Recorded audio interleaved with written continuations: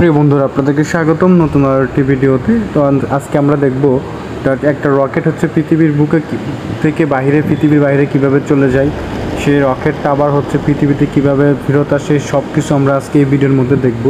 যারা এখন পর্যন্ত আমার চ্যানেলটিকে সাবস্ক্রাইব করেননি তারা অবশ্যই আমার চ্যানেলটিকে সাবস্ক্রাইব করে দিবেন।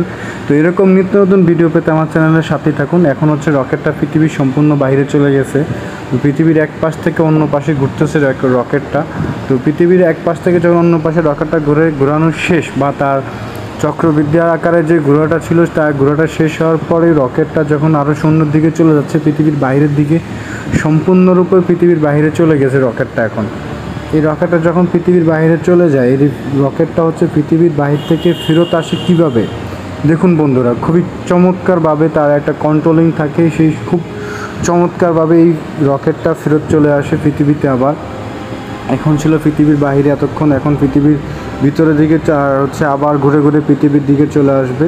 তো পৃথিবী থেকে ঘুরে ঘুরে চলে আসার যে ভিডিওটা আমরা হচ্ছে এই ভিডিওর মধ্যে দেখবো আপনাদেরকেও, প্লাস হচ্ছে দেখাবো বন্ধুরা আপনাদেরকে পৃথিবীর যেই সমান্তরালভাবে যে রকেটটা ঘুরতেছে, রকেটটা থেকে যে একটা লঞ্চার বাইর হচ্ছে দেখুন।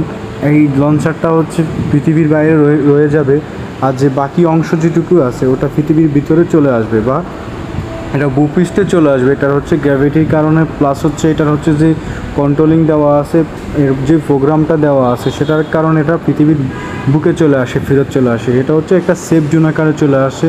এটার মধ্যে একটা প্যারাশুট থাকে, এই প্যারাশুট দিয়ে এটা কন্ট্রোলিং করতে করতে এটা চলে আসে হচ্ছে সমুদ্রের ভূপৃষ্ঠে বা সমুদ্রের মাঝখানে।